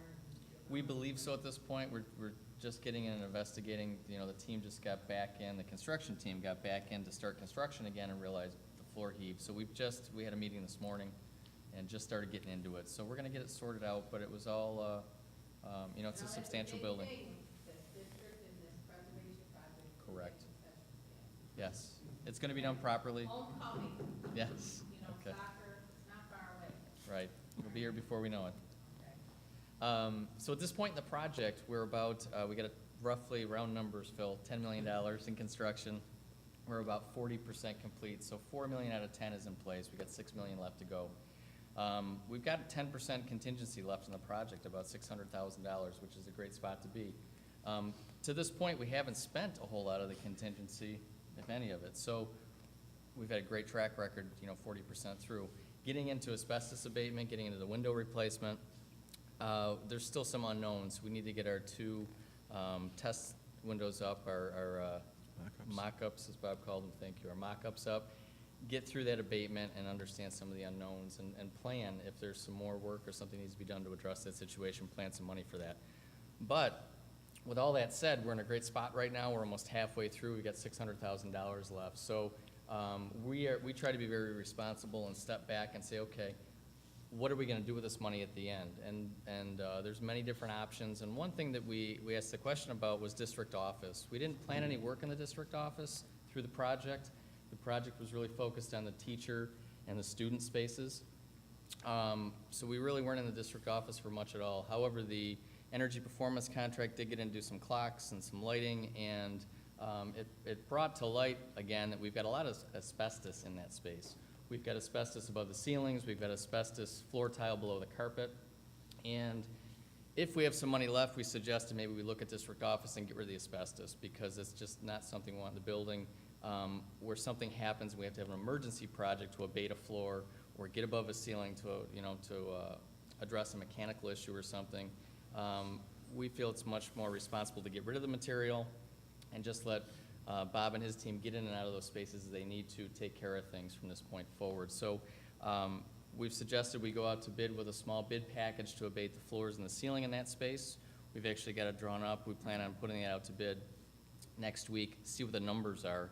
We'll step back and reevaluate, does it make sense to move ahead with all the scope, part of the scope. We've got a couple alternates in there, so we can kind of figure out what is the right scope, how much contingency do we want left in place, and then move ahead appropriately this summer or in this fall, because the plan is to have the project done by December. And that ties into the aid on the project, when the aid flow starts. So if we extend the project significantly, it will affect when the aid comes back in the project, and it's just a different picture as far as the financing on the project. So at this point, it's only April. We're gonna bid the project, and we won't abate the space until next fall, starting in October, because district office's busiest time is summer. So to displace them for the summer doesn't make any sense. So we would leave them in place for the summer and start in the fall is the plan right now. So after you get the bids back on the district office work, Yes. is the board going to get a chance to see whatever that number is? And then there were also some other projects that we were originally taken out of scope because of budget, so that we can compare them against those things as well? I'm going to look to the district to answer those questions. We're here to facilitate, but Well, we had a couple alternates that we did actually end up accepting, so we were able to capture all the priority ones, and I believe some of the twos, right, Bob, that the committee came up with? When we relooked at that list just a few short days ago, we revisited priority 1s, 2s, and 3s, And most of the 1s and 2s are complete. Correct, that is correct. Yes. So if there is additional money, it would be a team approach, trying to figure out what would meet the needs of health, safety, asset preservation. We wouldn't want to necessarily go back to the state education department to ask for an amendment. We would keep within the scope. Correct, but that is absolutely correct, that all the immediate needs, priority 1s and 2s, we believe we've addressed. We've looked at the whole list. The district office asbestos, just the word asbestos is what rose to the top. Didn't matter where it was, what building, if we had a space that was full of asbestos and some money left, this is the time to do it, capture the 8 on it, and just have it's safe right now as it sits, but if there's any sort of water damage in the space, for instance, that'll affect the ceilings and the floors, then you have to shut the space down, have an emergency project to go through and abate that space. If we get rid of the asbestos and have a water issue, a water event, you just go in and take care of it. It's simple, it's quick, it's inconvenient, but it's completely different than asbestos in a space. So. That's why I said after we get the bids back, Yeah. because that will determine how much of the available money remains, and because if I remember correctly, there were some items on the list, and I mean, I'm trying to remember back to last year now. Right. That had to do with bathroom restoration that were put below the line. And I don't know if they moved above the line, but it was those types of projects that I was thinking about. I think what you're recalling are the alternates that we put in the project, and we were very lucky on bid day, and we were able to accept all the alternates and still be slightly under budget. And then the contingency we planned, nobody likes the word change order, but they happen. It's a complicated thing, architecture and engineering. We're in great shape right now. We haven't spent the money, so that's when we step back. About halfway through the project is when we want to help the district plan, so that we can wrap this up. The construction will happen at the same time as the rest of the construction. Won't be an inconvenience, won't extend the project. So we're just doing our due diligence, and we're going to get that bid in now. We've got an estimate from Jim and his team, but let's hard bid it, see what it is. I think it's a great time to bid. We're getting fantastic bid results on everything we're bidding, so it's a good time. Does the board have any other questions about the FPP? Okay, I'll ask Bob to do a quick update on the pesticide application. The board's being asked tonight to vote on that on the consent agenda as number 10. So Bob, if you would just elaborate on that before the vote. Yes. Back in 2010, there was some regulations imposed on school districts and daycare centers that regulates how and when you can put pesticides down. That means herbicides. I used to do that yearly at spot treatments to keep our turf healthy. Our turf is the mat out there for our athletes, but in the past 4 years, we've been having some problems with some weeds, namely veronica and clover. Clover is not a durable product. I mean, not durable weed. Okay, you get one game and you got a patch of clover, you got dirt. Now you don't have any cushion for athletes. So what I'm looking to do is I'm looking to get applications only on our varsity fenced-in fields. We're able to control access onto those fields. The baseball and softball fields I'm going to do in the fall when we don't have any athletes out there. The football field I want to do this spring, and the soccer and lacrosse field I want to do this spring. Because the lacrosse field the soccer field is used during the spring, and we want to put pesticides on it. I've been working with Mike, and we're looking at a time that when we do it on a Saturday, I would have a staff member here. We would post on a Saturday, and we would make sure we have at least 4 to 5 days before any athlete goes back onto that field. After 3 days, I plan on turning the irrigation system on, washing all whatever's left down into the soil. And really, they recommend 24 hours, but we're looking for 4 days. I want to get a good kill because it's going to be a one-time shot for me. We're able to control the access on those spaces. And I put up signs like this on the entranceways that'll tell you exactly when it was applied and what time it was applied. And the stuff that we plan on applying is no different from what you would apply on your home lawn. It's 2,4-D. I used to have my pesticide license. I'm very, very cautious about this. So what I'm looking for is board approval, and what I need for my vendor would be a signed letterhead stating the board would allow this to happen. So I'm just asking if you would consider that. And do you have some pictures to show us too, Bob? Yeah. Well, it's I took it with my phone, but you can just see, you can see the clover on there. That was before the season started. It got even worse. There's another spot. You see a large area of clover. And really, after like the second or third game, that was just mud. And I got those conditions on all of my fields. And what I normally do is after we put the pesticides on and get a good kill, we fertilize, we fill that area back in, and we should be able to get several years out of it after that without applying any more. I mean, what you do is you fill it in with turf and choke out any weed seeds that want to try to germinate. So you're going to reseed and all that? Every year I overseed. Some of the fields I actually top dress. We aerate and top dress. We got a great program. Yes, we do that. Thank you, Mr. Miller. Thank you. Now I'll ask Mrs. Heald, our Director of Technology, to come forward and actually give us an update on Let's Talk. At the same time, our students that are here tonight for class, if you would just make your way up to Mr. Miller, who's going to raise his hand, he'll actually sign your papers right now as she's getting set up, okay?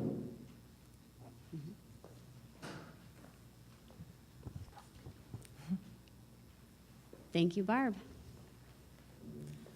All right, so I was just asked to give a brief update to catch you up on where we are. So I decided to go back to the initial board approval just for the timeline of the implementation because it has been quite a few weeks, and I wanted to share with you what has been involved in those weeks in moving forward. The board approved to move forward with Let's Talk. Quotes were received from K-12. We reached out to BOCES to get a final approval from them in the process. To confirm it was state aidable. They took a little bit of time in putting the contract together for us, came back, we signed. And then Let's Talk, K-12 Insights, and our staff here at Wayne began the implementation. We went back and forth quite a few times on their jobs, and then it was our turn to complete our tasks. Initial training was done, some documents were created, the web page creation. And most recently, now I can share with you that the web page is complete. The workflows are complete. The administrators are all set up with accounts, and administrators have all been trained. So the next steps, we just need to have K-12 Insights finalize some edited documents. They tell me they'll have those ready by mid-next week. Then we publicize that we're going live, and we plan to go live the Monday that we come back from break. Okay, so let me share with you what it's going to look like, what the web page looks like. It's not linked yet, because it's not live yet. So I did a snapshot of it, and essentially, so when a community member, staff person, whoever it may be that goes in to create a dialogue, they click on the Let's Talk link that will be on the web page, and this is the first screen that they come to. You can see there's an introductory message from the superintendent. And then they have choices of where they would be directing their question or comment to, just like we talked about. So to each school, and then to each department. When they click on one of those, let's say it's technology, this is the screen that comes up for them. They have the choice to specify whether it's a question, comment, suggestion, concern, or compliment. In this, it's hard to see it here, but this is actually a text box. You click in here, click in there, you type in what your comment is, and then you choose, you do have to designate who you are, and this is where the anonymous part comes in, or the written response. You choose whether you would like to remain anonymous, or whether you would welcome a response. If you do, go ahead. I'm sorry to interrupt you. I see up there you can add the picture, a document, or videos? Yes.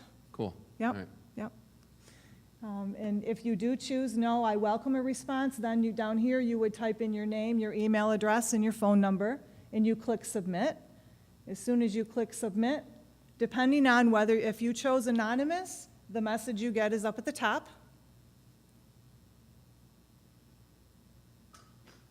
Okay?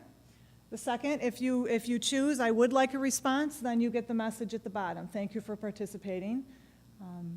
We value your input, and it gives kind of a timeline of when you should expect a response back. And thank you for taking the time to share your thoughts. Okay? When those messages come in, when it goes to each of the schools, it will go to each of the building principals, depending for that school. If you chose a department, then it comes to the director of that department. Any questions? We can add that. I asked that question, and the response back was it wasn't something that they had done with other clients, but we certainly can do that.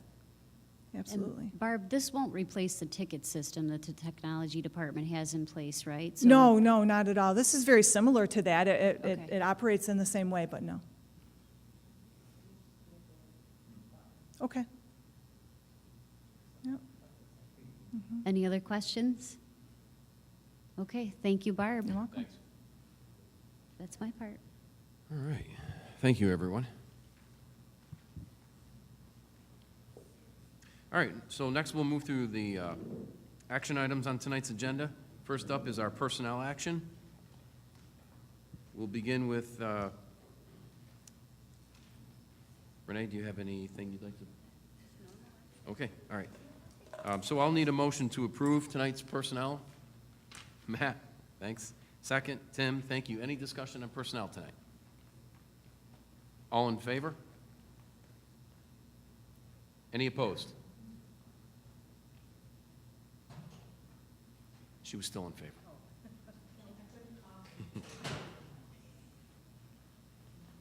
Next item tonight is the CSE, CPSE recommendation, and I will need a motion to approve those recommendations.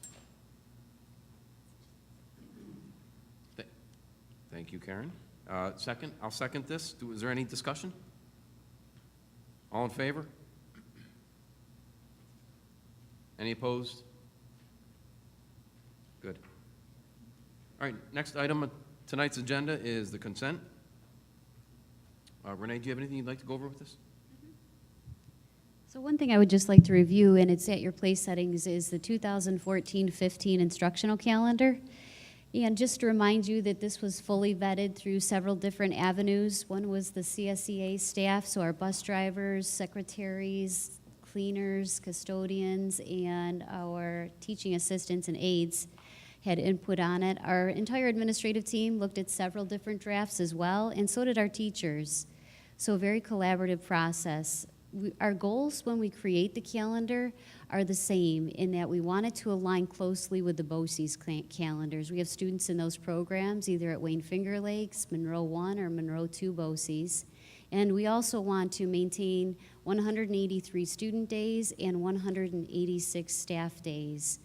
So when we created this calendar, we thought about several things. One was front-loading our calendar in September. You notice 2 staff development days, but I don't want you to be confused by that. That's really because of construction this summer and really giving teachers extra time in their classrooms to set it up. Last summer, we really had a crunch in a few rooms, and teachers weren't allowed in their classrooms due to construction for the majority of the summer.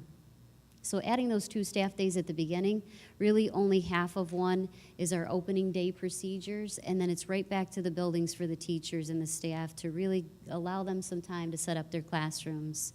The other thing that teachers were looking for and staff were concerned about was no real half days at the beginning of the school year. One model that we looked at was a half day on September 4th.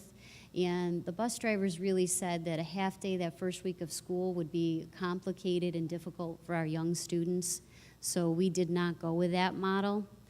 The other thing to note is BOCES has layered in 5 half days. Here at Wayne Central, we chose to only adopt 2 of those.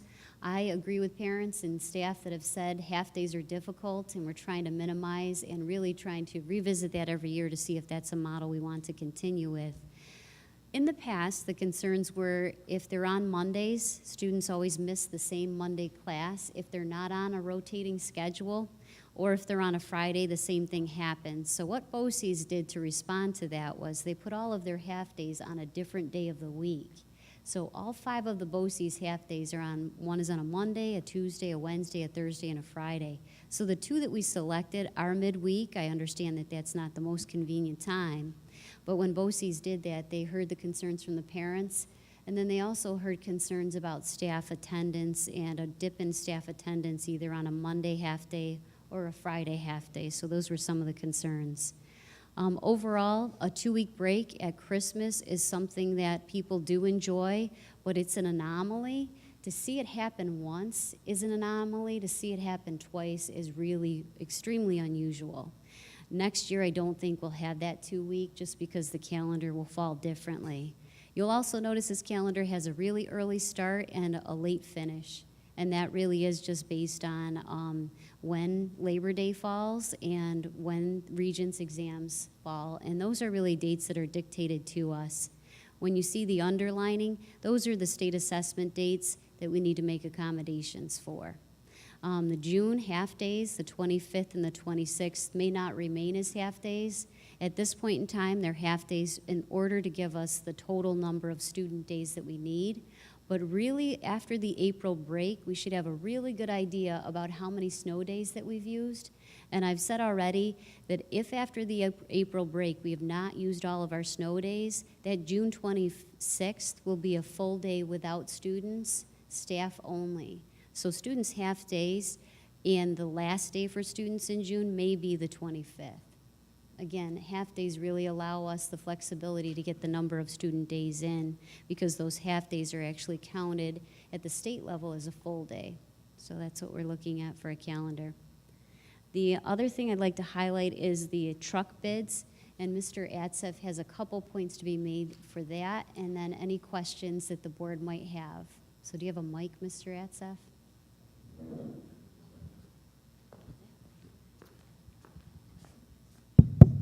There was a couple of questions that came up during the week about the truck bid. Excuse me. One of the questions was the bid, the recommended award for the bid is to a vendor from Buffalo, and why did we have to go so far away? And our bid list consisted of Cavallaro, Neubauer, and Williamson, Van Bortle, Chevrolet, and they have 2 locations, one in, I think, Macedon and one in East Rochester. Doyle Chevrolet, and the people from Depew. We also advertise our bids in our local newspapers, and most of the vendors out there subscribe to a service that will search the newspapers and let them know of these opportunities. One of the responders wasn't on our bid list. They were the highest responder on the bid, so we did solicit local bids, just only received 1 local bid from Doyle.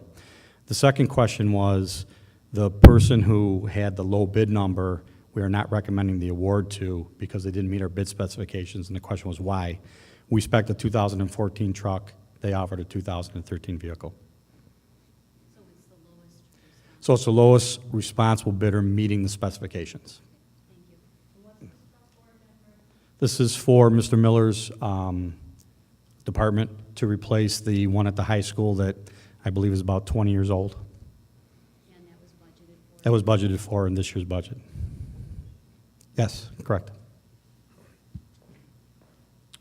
Okay, thanks, Greg. Any other questions? I need a motion to approve the items on the consent agenda. Dom, great, thank you. Do I have a second? I'll second it. Is there any discussion on the consent agenda? All in favor? Any opposed? Okay, thank you. Next item on tonight's agenda is committee reports. We will start with Policy Committee. Sir?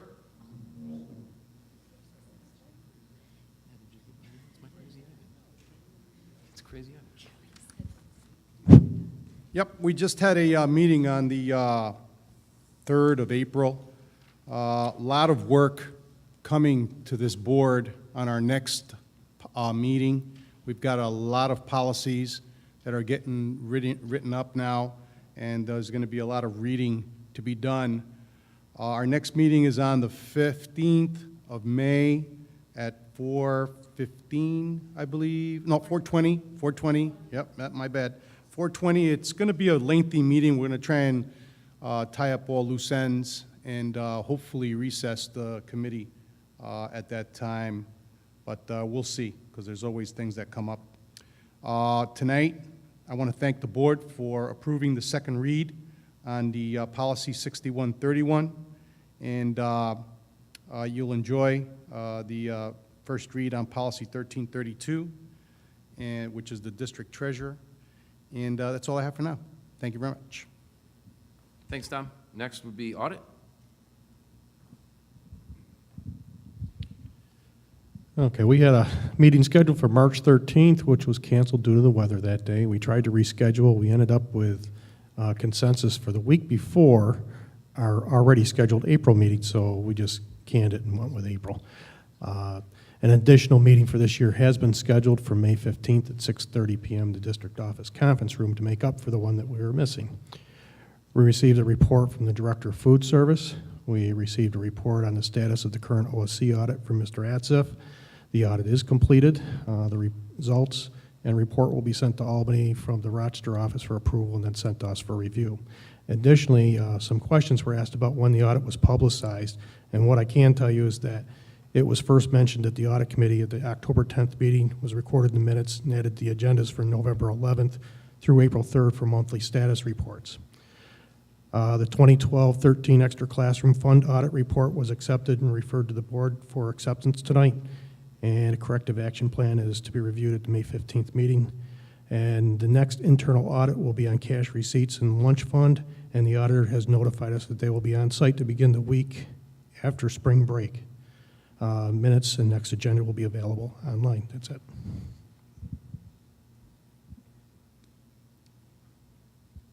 Matt, can I real quick just ask, are you prepared to, can you make a comment about the tax cert fund? Did you? No, I wasn't. Okay, all right.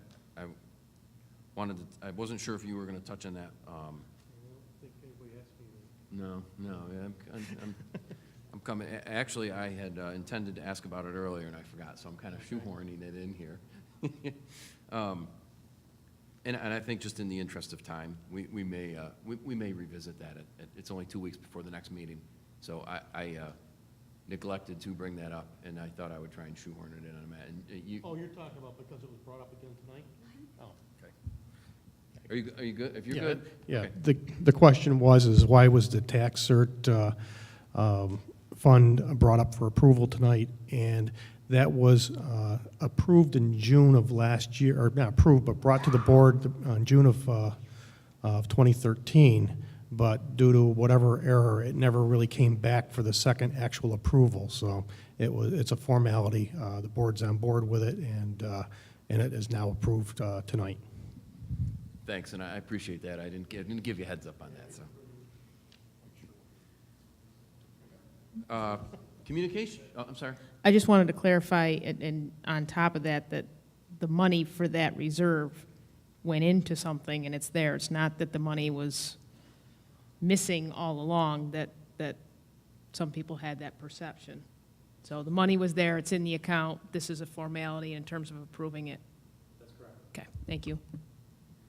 Jeremy? Communication Committee met tonight. We had a productive meeting. We have our next community roundtable topic is going to be the role of board members. It's going to be held on the 28th of April at 6:30. The location, we are hoping for the middle school cafeteria. If that's changed, we will post it to the website and make it known, and we will do our best to get that invitation to the community out there so we can get some people.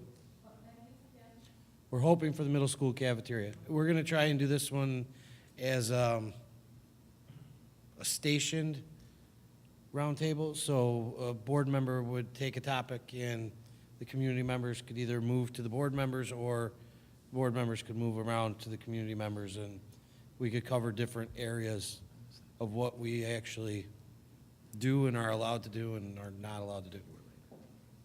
That's it. All right, sir. Go ahead. And on top of that, we're trying to get a head start for next year and try to pick out some other topics at our next meeting. So, and we're always looking for topics from the public or anybody who has something they're concerned with or want to have a discussion about, they can send it to us, and we're happy to look at those. So we're still accepting topic ideas. All right, next item on tonight's agenda is a second public comment. This one's open to items on the agenda and non-agenda items.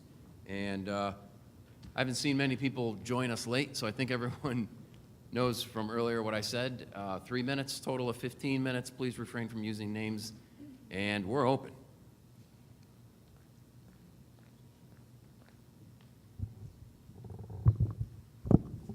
Susan Brown, 7518 Knickerbocker Road. We as adults set powerful examples by our behaviors and actions far more than by our words. When we tell kids education is important and they should work hard, that's really what we want to say. And while we all enjoy extra days off, when we sit there and say, we didn't use all our snow days, let's just take extra days off for students, it sends the message that you only need to have an education 180 days a year. That's not the message we need to send. We need to send the message with our actions and our behaviors that this place is not a place that we come to 180 days a year to meet our state requirements. It's a place we come to meet our goal of learning, and that is not a time-driven goal. Thank you. Thank you. Next. All right, next item on tonight's agenda is board member comment. Board members?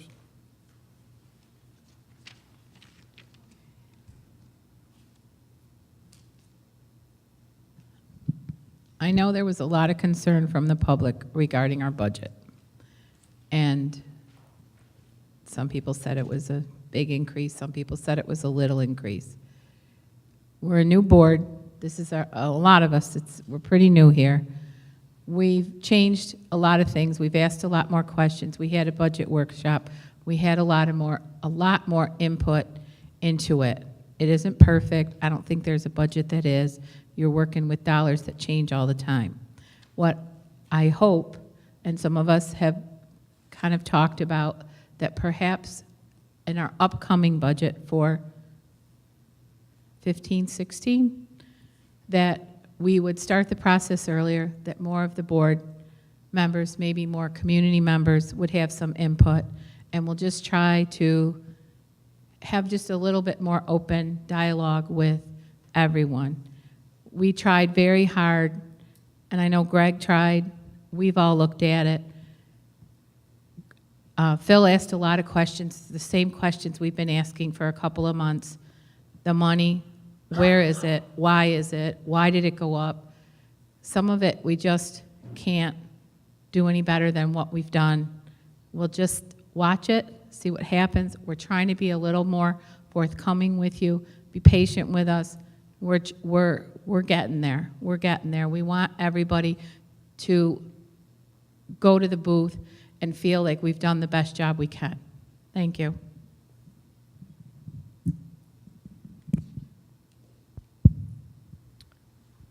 Am I up? Yeah, you're up.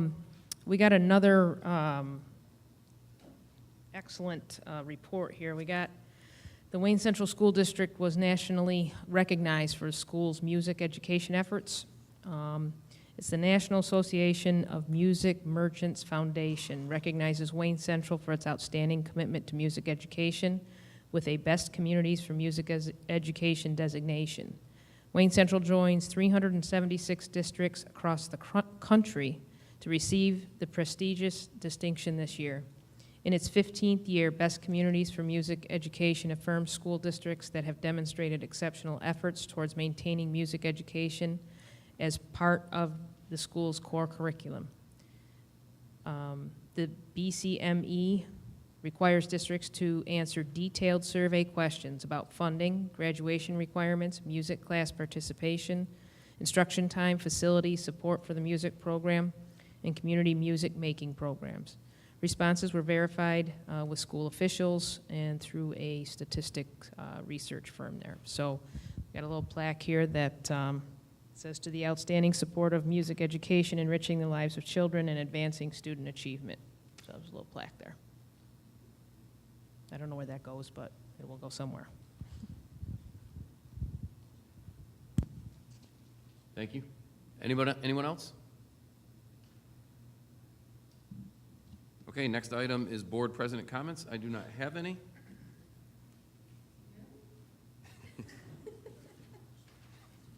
Trying to think of one. So I will need first let me say that the next meeting is April 23rd. It is scheduled for the district office conference room, and that is a Wednesday.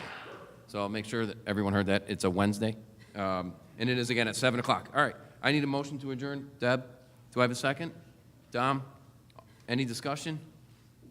And all in favor? Thank you.